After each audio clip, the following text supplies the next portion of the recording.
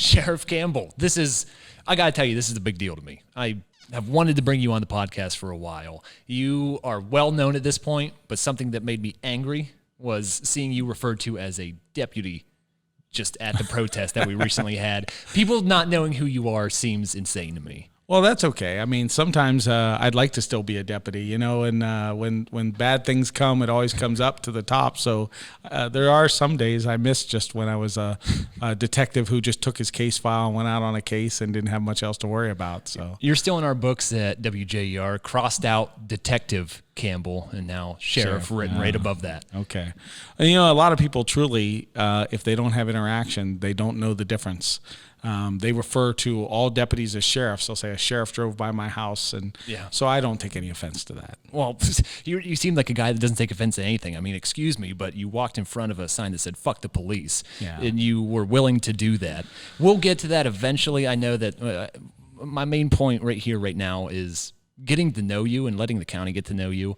I mean, that's not really a hard thing to do. If anybody's ever talked to you, they know that you're a pretty open guy. I mean, how do you get into a line of work with the attitude that you have? I think it's kind of a juxtaposition. It seems strange or surreal to talk to you, and as open as you are, a guy that runs the sheriff's department.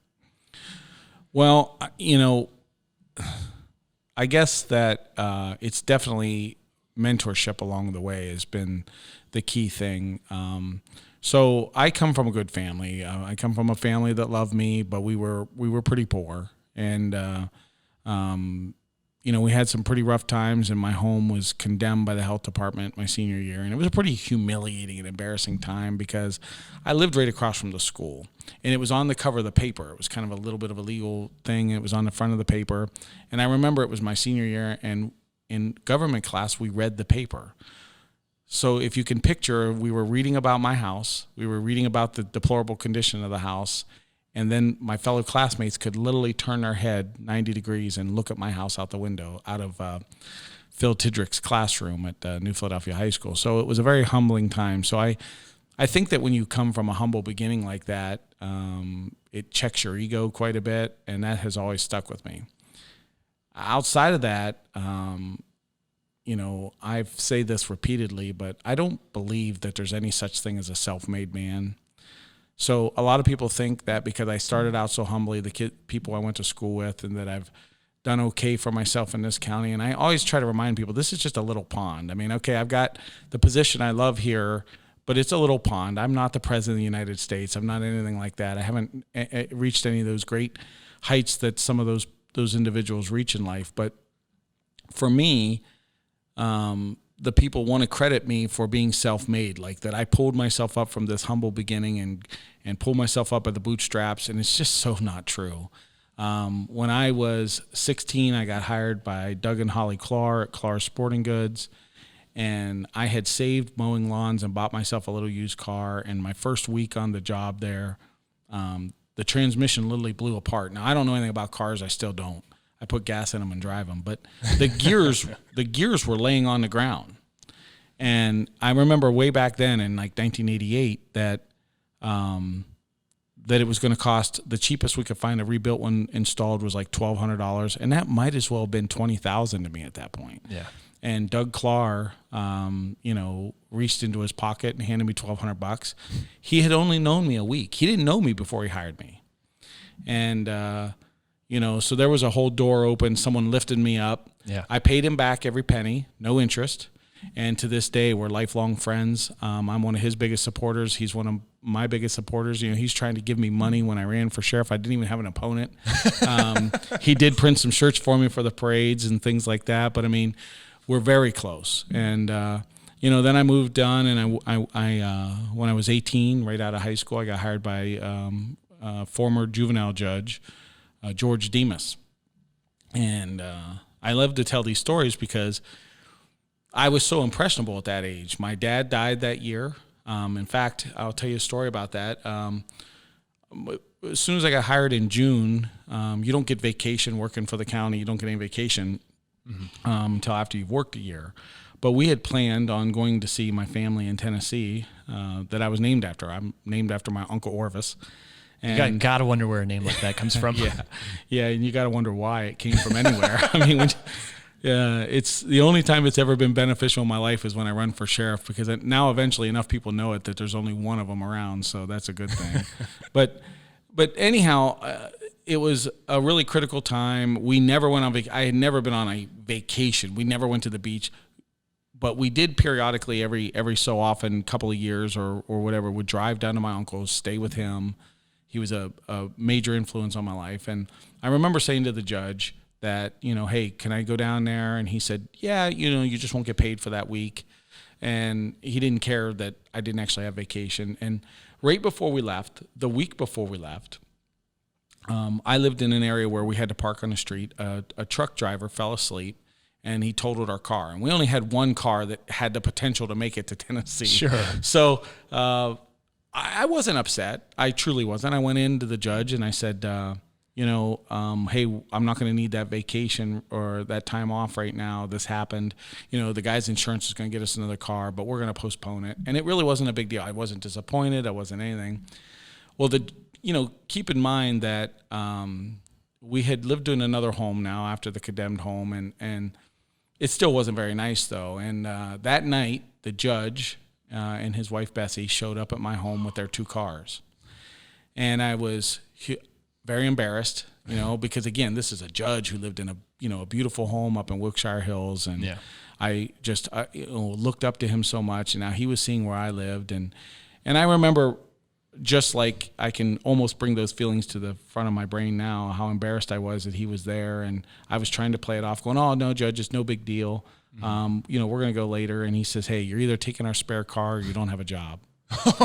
Now, if you know Judge Demas's heart, there's no way he would have fired me. But he sold it, and we took his car. We went and saw my uncle. And then my uncle died a few weeks later at 45 of an unexpected heart attack. And so I got to see him one more time because of people like that. And it can keep going. Harold McKimmey then was the sheriff that hired me, and it was so incredible the things he did for me. I mean, he promoted me to detective at such a young age. He believed in me, and that was what he gave to me. If I look like I do things now easily, I can tell you it's because of all the counseling sessions where he brought me in and just didn't tell me, hey, you could have done that better. Mm-hmm. He'd spend an hour with me going over how everybody viewed it, how the victims may have viewed it or this view. I mean, it was really mentorship is how I got to where I'm at. Yeah, getting that full view of how, you're getting a different perspective from somebody that understands what's going on. Yeah, I mean, and your view does change with experience. I imagine that maybe when I was young, I would have thought about a protest coming like that with a big banner, a one-way, where I would have felt like I needed to defend myself, and I didn't feel like that anymore. I felt like now that protest was just another form of conversation, and we were going to engage in conversation that started with a lot of how we postured ourselves, and I wanted to change their views as much as they wanted to change other people's views. So That's how it was looked at. Yeah. At what point in your life do you realize this is the line of work that you want to get into? Oh, it was very early. I can't say for sure, but my mom said that she remembered me at 4 always saying I wanted to do that. Now, what's funny is nobody in my family pursued law enforcement. My father came to Ohio from Tennessee because my grandfather, whom I never met, was wanted for running moonshine. So I'm not going to say that my side of the family was always on the right side of the law. I always thought that would have been a cool story if he would have turned out to be one of those great original NASCAR drivers, because that's how NASCAR supposedly started, was running moonshine. Yeah, that's what I was going to say. But no, not my family. We were just moonshiners, I guess. And my dad grew up in the woods. He didn't live in a house. His mom died at a young age, and he grew up in the woods, and they had a car that they stored some of their stuff in. And then when he was 18, they moved up to the Lake Erie area, and they met my mom traveling down 77 for work. He met her in Alliance, and then they settled in New Philadelphia. And that's where I was born and raised, and I've lived my entire life. You come from a tough lineage, and it seems to make sense to me with your mindset, because I can remember a story. My mom works at the clerk of courts, and she told me that you had called her about, I think, needing a printer and seeing if they maybe had one. This was a while ago, and this is actually during a case that we called you on the same day about, and it was a pretty serious one, and it wasn't that far apart. I mean, the compartmentalization that you have. That's what I want to talk to you about. That's something that you seem to have down pat. Yeah, well, it's tough at times. I mean, at times, your stress level goes up because there's those, we're not a big agency, so I don't have people that are assigned to logistics, and I think at times that helps me. One of the things I think that happens with big agencies, for example, that they have these units. They have specially trained units that go out to interact with the public and to maybe address concerns. So like with this protest, if there was a concern with the black community or a Hispanic community, they have a specialized unit that goes out and does that. Well, that's all fine and good, but that may not get translated all the way to the deputies that are handling the calls. I mean, it may go well when the unit's there, but it may not go as well when the regular patrol guys or detectives are handling an investigation. So when you're small, you are that unit, and you're also the unit that calls and borrows a printer and all those things, and you're just forced to get through. I mean, I'm very lucky here because people would be very proud if they knew how all of us work together. Now, I'm not saying they would agree with our decisions, but when we're really up against a tough time, I can send a text to the commissioners, and they are my funding source. They are the way I get my funding, but they're also friends who I believe truly love Tuscarawas County and who will do everything that they think is right and that they can. I can do the same thing with the health commissioner. I can do the same thing with the prosecutor, and we all really enjoy each other's company. So it makes that those meetings and those problems seem like they're much more workable. How long have you been doing this? So I started with the sheriff's office full-time in January of 94, the very beginning, like the 4th or something like that. So I just finished up my 26th full-time year. I got into reserves the end of 93. And then, like I said, I was a juvenile probation officer a little over 3 years before that. So this is my 30th year with the county this month in June. But I'm, I guess, 27 as a deputy.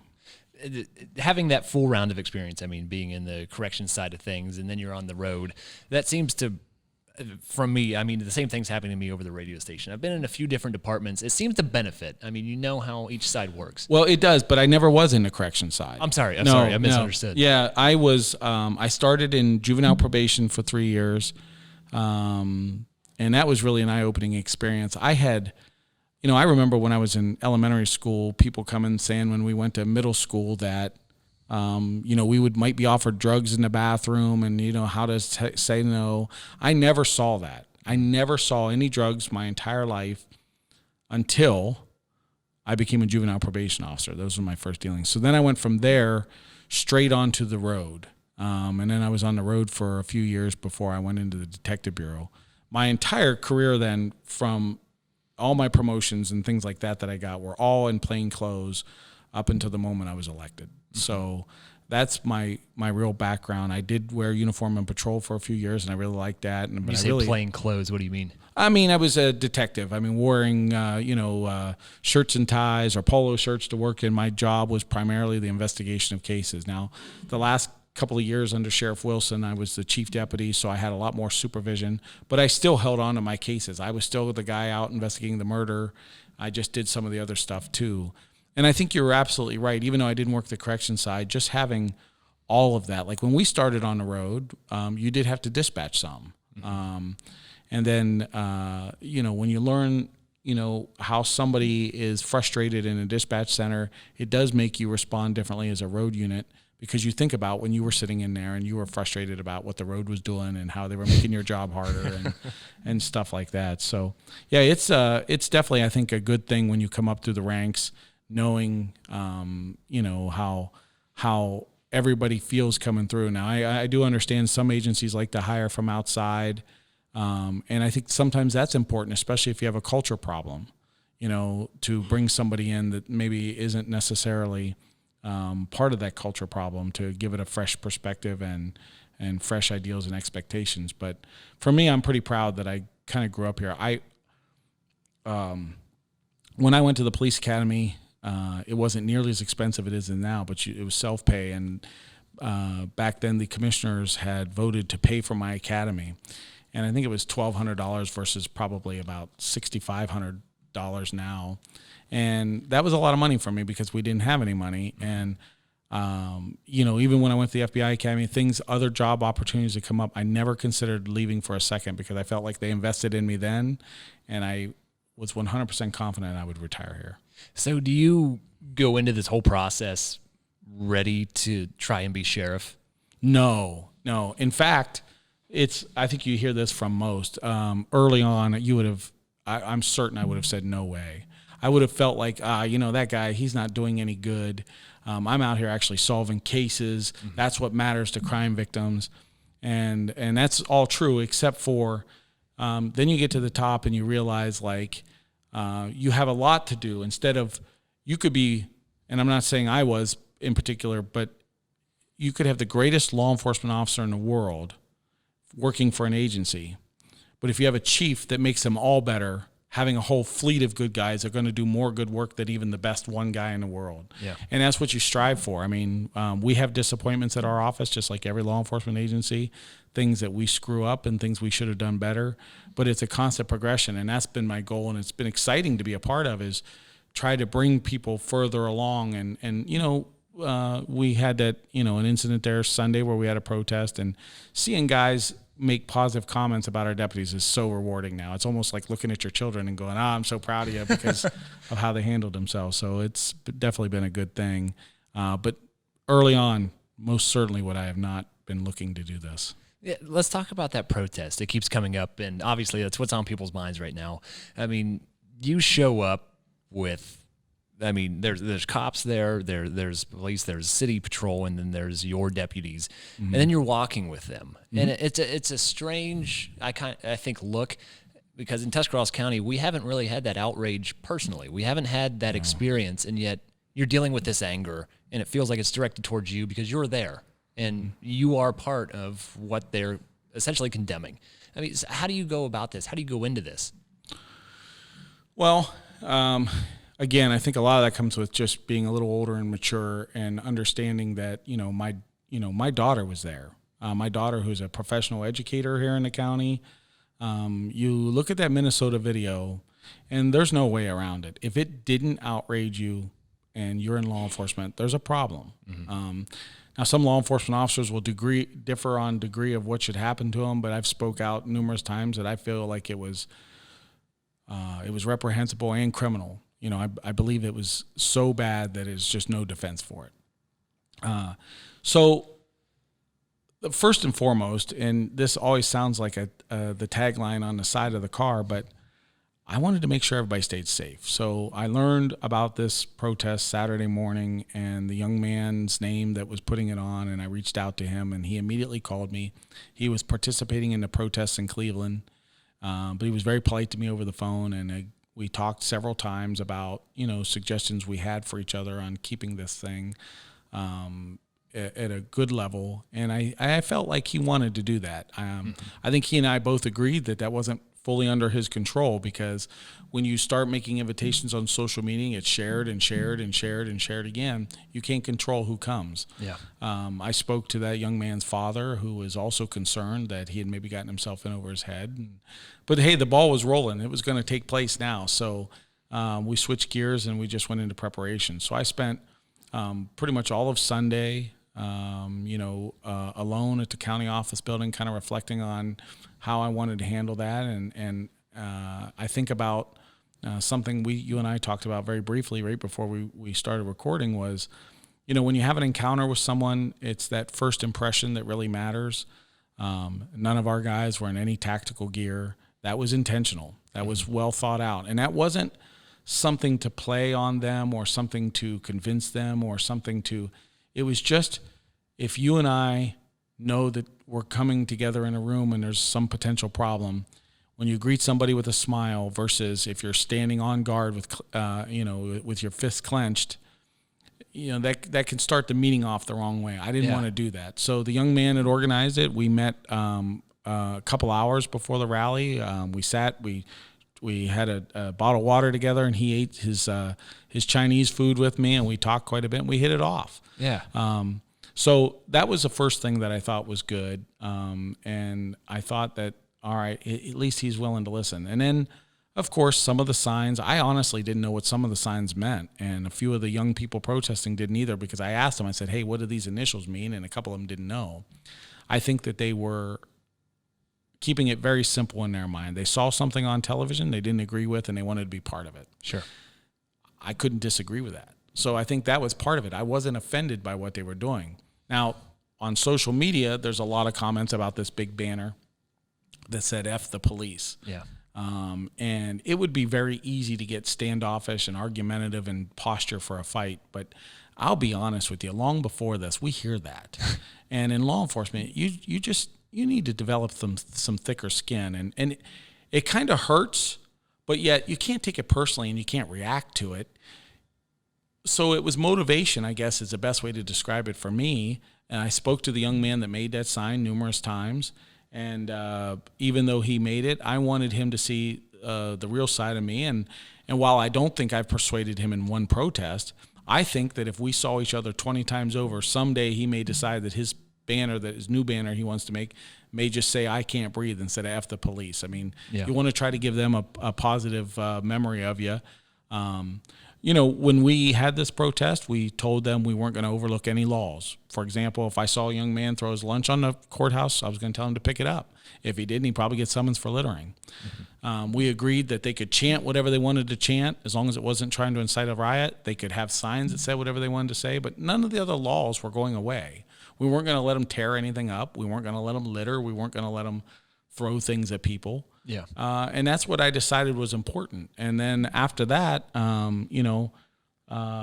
got some criticism online about not wearing my mask up there. And that's legitimate criticism right now. But again, I needed them to see me smile at them. I needed them to see that every conversation I engaged in I was attempting to make it friendly and to make a connection. And it's hard behind a mask. Mm-hmm. So I put what I call the greater good behind the mask. I put it away for the day, and I didn't use it because I wanted to make sure there were no misunderstandings. And I think the best way you can do that is with body language and facial expressions. Yeah, that doesn't sound like a play, though. I mean, we have people saying that these police in larger cities are kneeling as a play and then pulling out batons an hour later. But to me, I mean, correct me if I'm wrong, but from what I was videoing there on Facebook Live, it looked like you led them onto the street. Right, yeah, and I actually even suggested to them that they put their banner up front. Now, it's funny because I suggested to them that their banner go up front, not necessarily because of what it said, but because I knew it would help keep them together as a group, and I wanted to keep control of the group. I had mounted deputies up there. Everybody loves horses. Even the protesters love horses. And again, that's an interesting way to show people what our office has to offer, and we wanted to escort them. We told them they had received some threats of people that would come by and maybe shoot at them with paint guns. And if that would have happened, we had cars paralleling the parade from a block away that could, if we gave them a car description, we could swoop in and we were gonna make arrests on that. We were not waiving any laws. We were not gonna let anybody attack anybody. But the truth is that America is a complex place, and when Americans see what they perceive as injustice, they protest. And I said it the other day. It started with the Tea Party in Boston. When we felt like we were being handled unjustly, we rose up and protested, and that's still taking place today. And you can't be proud of it in your heritage and not proud of it now. I think what you do is you just have to think things over. I hear somebody say Black Lives Matter, and then somebody else, almost in an argumentative tone, has to say all lives matter. Well, of course all lives matter. Yeah. But why am I offended just because he's saying Black Lives Matter? And that's what they perceive is going on. So why does that offend me? I mean, why won't I just listen and see if we can improve it? Somebody used the analogy that if 6 people sit around like this beautiful table we're sitting at now, 6 people sit around for dinner and 5 of them are given food. And the guy who's not given food says, hey, guys, my food matters. And they say, well, of course, all food matters. Yeah. Well, yeah, all food matters, but I'm the only one that didn't get any. So my food matters most right now. And I think that's what Black Lives Matter is trying to argue. I mean, I always say all lives matter, but I don't say it in a way, I don't have to say it to rebut what they're saying, because it's almost in an argumentative tone to say, no, I don't agree with you. My way is right. Yeah. I don't feel a need to correct them. I feel they're passionate about their cause, and I want to be part of the solution. So whenever this heats up like this, I mean, is there a conversation that you have with your deputies, or is that already an expectation? Should they already be in the know of this conversation? It's both. It's a standing joke that they know I'm going to be that way. I'm that way at the fair, and I know that some people, because I am an elected official, some people are always going to accuse me of just being a politician. You can't get away from that. I don't think I can worry about that. What I try to think about is, and this is where people may or may not believe it, but I really love people. Yeah. I even love the difficult ones. I mean, sometimes you're trying to help someone and they're fighting you and you're resisting you and you're just trying to help them, and you're frustrated. And then at the end of the day, I laugh about it and go, I spent 4 hours trying to help this person. And if they would have just gone along with it in the first 15 minutes like they did in the last 15 minutes, today would have been so much easier. But hey, that's people. They have their own biases and mistrusts because of what's happened to them in life. But when I say I love people, it's not just some of the people. I had a young man who came up to me and interviewed me at the protest who told me he was from Detroit and was formerly a drug dealer here in the area, and wanted to talk to me. And, most law enforcement officers would be very apprehensive about that. Am I going to be baited? And I just figured that I should be able to stand and answer questions, and I should be able to give my own honest opinion. And, he asked me questions about Minneapolis, which I was happy to answer, and he also asked me questions about a recent incident in New Philadelphia, which I was happy to answer. Yeah. And I was able to give my honest opinion to both, and I didn't feel like I had to sell my soul out. I've also seen that law enforcement nationwide, some of those agencies, because I knelt with them at prayer at the park, and some of those agencies, nobody's commented directly to me about that, but there's a lot of internet chat right now that law enforcement should not be kneeling. And they're saying that in a black and white, like law enforcement should not be kneeling. And I think that that's a ridiculous thing to say. I think that it's up to law enforcement to be genuine. Mm-hmm. And when I knelt at the park, it was very simple. They opened with a prayer from two people whom I happen to know, who are very well respected, who wanted to say a prayer for peace and to bring God into this protest. And then somebody said, let's all take a knee. So I took a knee because I agree with that. And if I would have been up watching the Quaker football team and right before the game, if they would have let me hang out in a huddle in there, and someone says, okay, guys, let's get our prayer, take a knee, I'd have taken a knee with them. I'm not going to not take a knee with one group just because of what they're doing, because in the end, we were just praying for peace. So it seems too good to be true to talk to you. I mean, for the people that are on this Black Lives Matter movement, which should be everybody, I mean, you are saying, and I've seen you live the things, but you're saying the things that people want our police to say. That's what makes me love this county so much, is that you are the head of our county police department, our county's sheriff's office. Yeah. Well, thank you. I mean, I'm sure I've done things along my career that's disappointed others, and I'm also sure that there's been force used by people that other people may not understand. I will tell you this. The officer in Minnesota, they refer to him as being a racist, and he may be the biggest racist that has ever walked the face of the earth. I can't tell by watching that video. Okay. He may treat every individual like that. He may be a total bully and a jerk and a thug who just abuses people all day long. That video didn't show me he was a racist. I mean, if he would have been arresting someone for possession of methamphetamine and happened to be a white male and Asian male, he may have treated them the same way, inhuman. But I'm not at all saying he's not a racist. And that's what I've become comfortable with in my skin, is I've become comfortable, if I really believe it, in just politely disagreeing. I think that Sunday, what the organizer and a lot of the other people that I talked to at the beginning, before it really got up and going, I think we were able to focus on what we agreed on, mm-hmm. and we didn't even try to pry for what we might disagree on, because the truth is, when you get to know somebody, it's a lot harder to hate them. I worked a lot of murder cases for this county, dozens of people went to murder, and when you're a young investigator, you're tracking down someone who did something horrific, and you always want to picture them as a monster. Mm-hmm. I guess it makes it easier to do your job. And what they did was horrific and monstrous, but when you meet them at the end, sometimes you're like, man, they threw away their whole life and he didn't seem like that bad of a guy. Yeah. Now, I still agree with him going to prison for life without parole. All of that, I believe in accountability.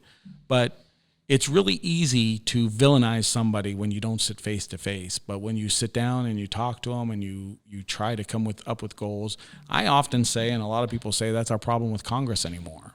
Congress is spread out across the country. They fly back to vote. They fly back for sessions where they used to live there and their kids used to go to school there. And you had Democrats and Republicans who were attending the same Little League baseball game because their kids went. I'm told by people who I know are involved with Congress that doesn't take place anymore, that it's so segregated. And therefore, I think it's even affected how Congress works together. So sure, I think it works the same in the community. And you seem to really trust the process. You seem to trust what you know and what you're able to conduct out of the sheriff's office. I mean, we're looking at the new crime scene van, and you are on a mission, it seems, to keep everything in-house because you trust your guys. Right. Well, and the other thing is that there's, we're not big enough. Our budget's not big enough to have everything in-house. But listen, that crime scene van, the crime scene program in my detective bureau, when the big crimes happen, the community wants them solved. And there's nothing wrong with using a crime scene agent from somewhere else, except for, the next day they're getting called to go somewhere else. They don't live here. I remember, when a very horrific murder once that, 2 young girls were abducted. And I remember everywhere I went that day, everybody was looking at me because they knew I was the investigator on it. And I felt the heat of people expecting an answer. And bringing somebody in from outside, they don't have that. If I bring in a crime scene agent from, Akron or Cincinnati or Cleveland, and if that's where they happen to live, well, they're going to go back there.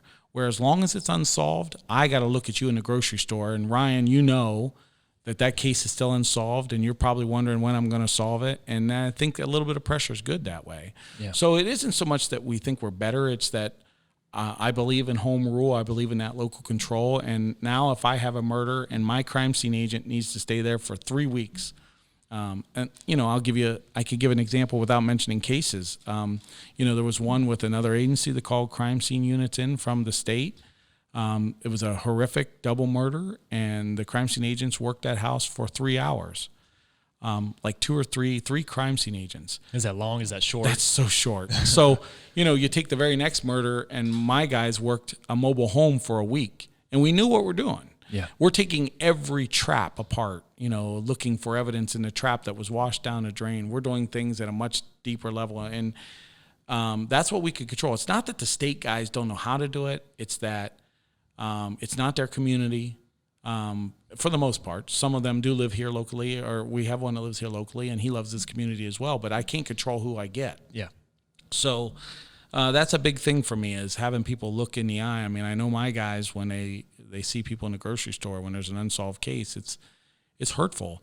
When I've had murder victims, I mean, you're really affected by it. I've never had anybody treat me badly from a murder case, but every time I run into the family of somebody from a murder at the grocery store, I try to duck them. There's never been any bad blood. The problem is that I feel like as soon as they see me, I'm the automatic reminder of the worst moment of their life. Yep. So, if something horrific happened in your family and I saw you before you saw me, I'm going to duck an aisle.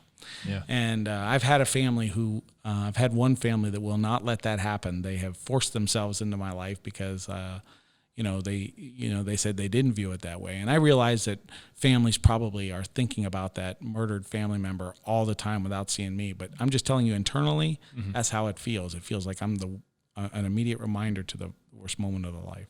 I always get excited when I talk to you because you have this real, I think, philosophy on transparency, which is something that can be difficult with an official in your position or in any separate position. And that includes, I think you brought it up to me that you wanted me to do a ride along, and I took your good graces and I had you let me do 2 of those. Yeah. I mean, it was such a good experience. And that comes with, you are willing to let me, a reporter, which isn't exactly loved in your profession, just in general, a reporter go with 2 different patrol deputies that you don't have control of what happens. You don't have control of what situation they're going to come into and how they're going to react. That's got to have a lot of trust in who's working with you and for you.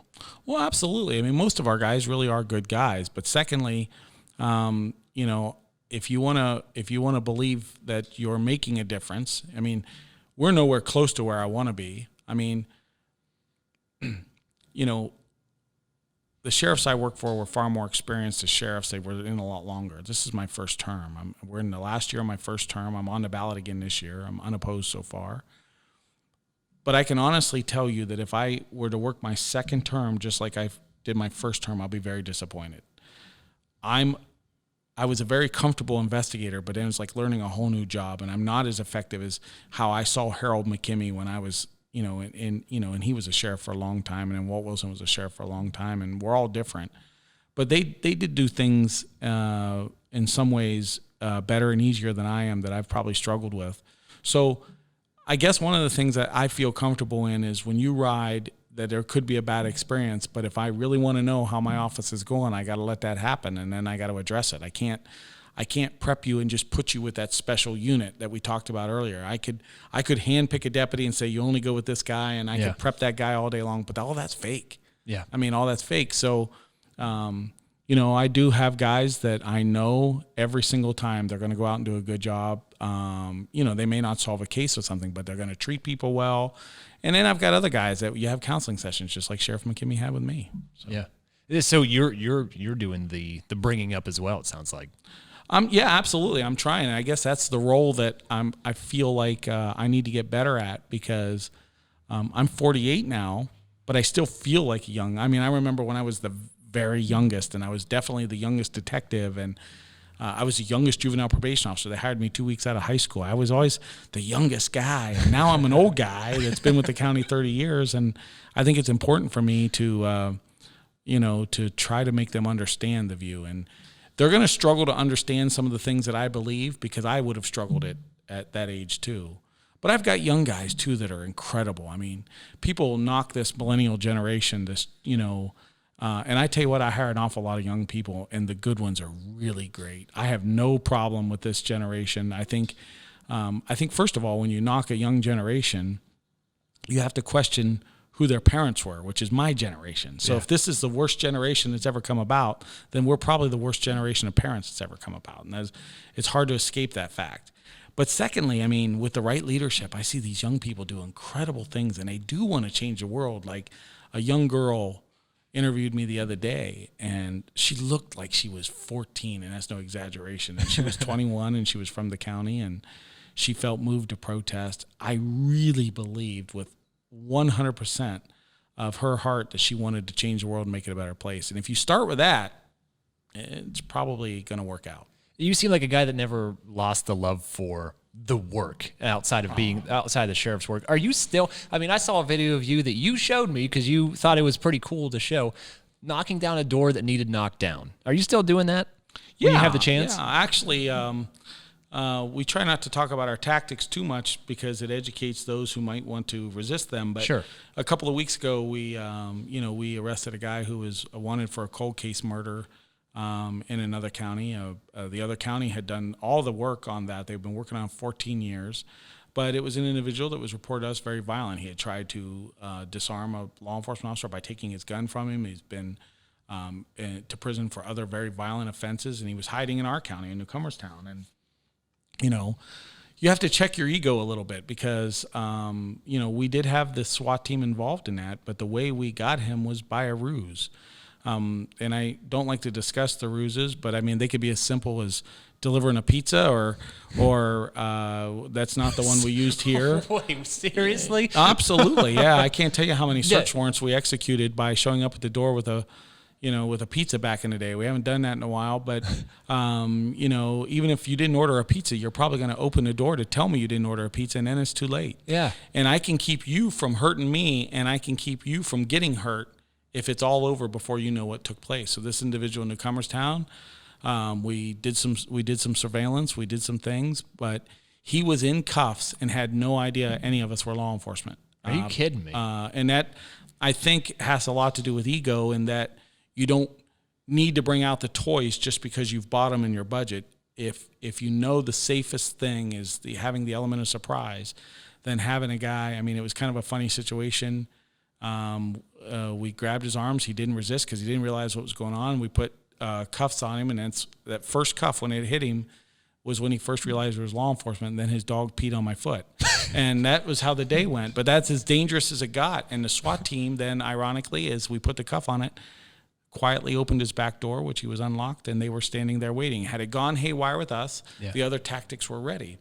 But even using the ruse, it allowed the SWAT team to get to the house without him ever knowing it. Yeah. I always question, the tactics that were used in Waco, and I really don't have I really shouldn't do that. But sometimes, when there's somebody looking for a fight, it's better off to end it before it begins. And you have to be willing to put the rifles away sometimes. And I can't tell you how many times I've posed as something that I'm not, it isn't a trick. It isn't to try to deceive someone. It's really to try to keep them, when people get arrested, sometimes they flee because they're in fear, or they make a bad judgment, or their heart races. You can take all of that away sometimes by ending it before they even know what's going on. Yeah, that's the interesting part. Is it's all about safety. It's all about how you can keep not only the public, but the person that you're arresting safe, because it seems like that you're not the judge in this case. You are the one that's bringing them to the judge to be judged. Well, absolutely. And there's no doubt that force in my job is going to be necessary. And I think that I think you have to build a track record. So, for example, in any relationship that you have in life, take out law enforcement and citizen, but any relationship you have in life, trust is built over time. So, I want the community to keep seeing news pieces. Like, you may have seen that I did release that we used a ruse. I did release that the individual was arrested before he even knew what was taking place. And those kind of things happen a lot. And I want people to know that if it ever really goes wrong and we have to use force, or God forbid, deadly force, I want the community to at least have the confidence that they might want to give us a benefit of the doubt that it was unavoidable, that we weren't the type of agency that was looking for a fight. That if I'm greeting people with a smile and it really goes wrong, if that protest, hey, listen, there's no doubt about it. Those protesters were equally responsible for the peace there. Because if one of them would have picked up a brick, thrown it through a courthouse window, I'm going to act. I mean, there's no doubt about it that I would have moved in for an arrest. And that moving in for an arrest could have then moved into a shoving match, could then moved into a full-out riot.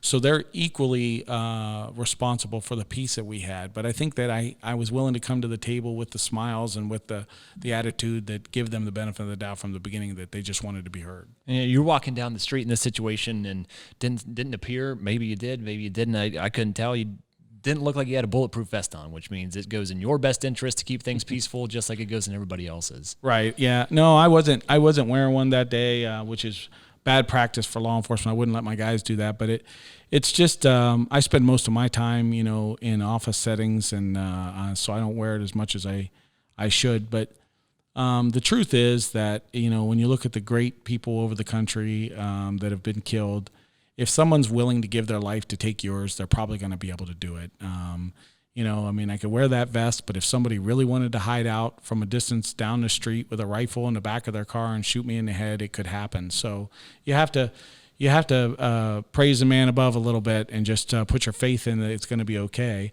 And you also have to believe that you're going to make it better just by being somebody that they want to help take care of. I honestly believe that because of the relationship I made with some of those protesters, had there been one serious instigator that came up against me, and this did not happen, but I venture to say I'll bet you some of those protesters would have come to my defense. They would have stood with me to back down an instigator. So I think that's the best way, is even if we would have had to have a situation, it would have been to work together. So it was, but I wasn't always this calm and confident. I mean, it's something that comes with experience, that's for sure. You seem like a man of philosophy. Is that something you think about often, or are you just who you are? No, I mean, I think being a parent makes you more of a person of philosophy, because there's no, my job as sheriff obviously is important, but it's nowhere close as important as just being a parent or a mentor to somebody else.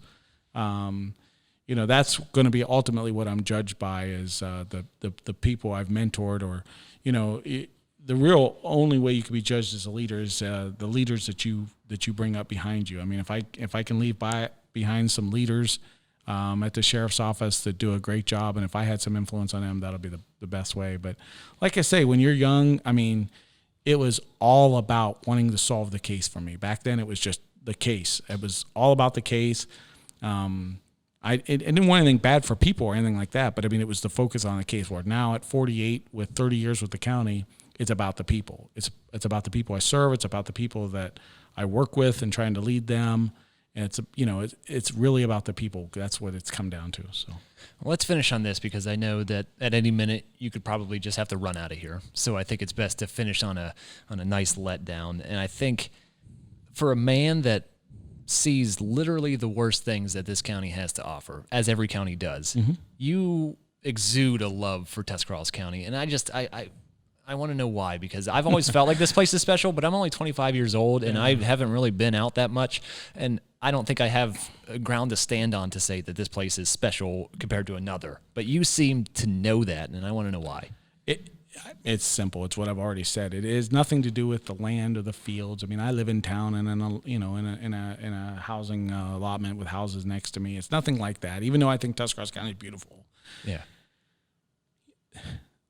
This county took a kid that come from not very much. They invested their tax dollars in my original police academy, which was huge. Like I say, that was like giving me a grant of $20,000 back then when I was that age. They sent me to the FBI Academy. I had mentors who literally laid everything down to put me ahead.